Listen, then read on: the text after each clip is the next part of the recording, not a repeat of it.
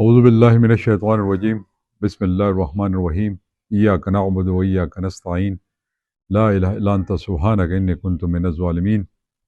زما د سوات خلکو، زما مشرانو، امزولو، کشرانو، ورونو، خویندو، میندو او بیا خاص کر د مټې د پی کې 10 او د ان ای 4 مشرانو، امزولو، کشرانو، نن تاسو ته ښه پته ده چې سبا الیکشن دی او 8 فروری ده او تاسو به خپله رای استعمالوئ.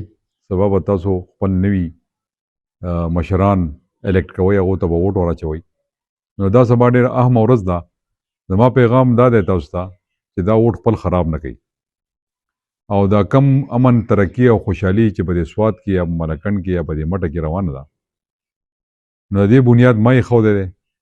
زما تاسو ته دا درخواست دی چې د امن، ترقي، خوشحالۍ دا سفر جاري وساري وساتئ.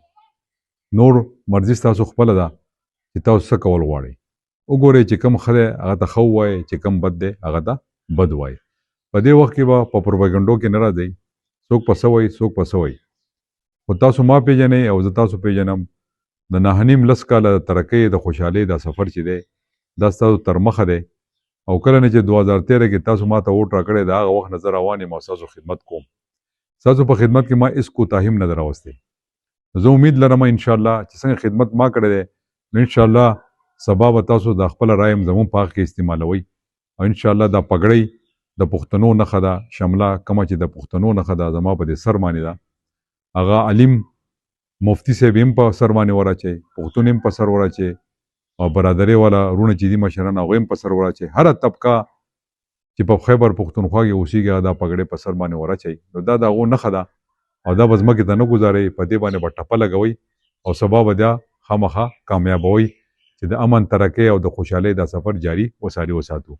دویمه خبره زه واضح کول غواړم، دا کم خلک چې ولاړ دي آزاد او دا د عمران خان په نوم باندې ستاسو نه ووټ غواړي، نو دا آزاد کینډیډیټ دي او د الیکشن په سباله به دا ستاسو کینډیډیټ نه وي، دا به د چایي د چا سربناس وي.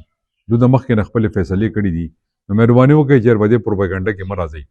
بله زه دا خبره واضح کول غواړم، که فرض کا د خان صاحب په حق کې څه فیصله کېږي نو په هغې کې زه کردار ادا کولی شم. که تاسو غواړئ چې دا فیصله ښه وشي نو بیا پکار دی چې تاسو په پګړۍ په 8 فروری دا مور خامخا ولګوئ. زه خاص کر هغه ځوانانو ته دا میسج ورکومه چې دا کم خلکو ورغلا کړي دي چېرې دا ووټ د عمران خان دی، دا ووټ بالکل د عمران خان نه دی.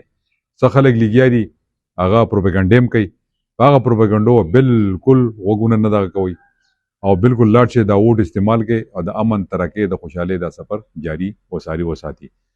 نور زه ستاسو ډېر ټایم نه لمه. الله دې تاسو عزتمند کړي، همیشه مو مال عزت راکړی دی. خوشحاله اوسئ، آباد اوسئ. پاکستان زنده باد.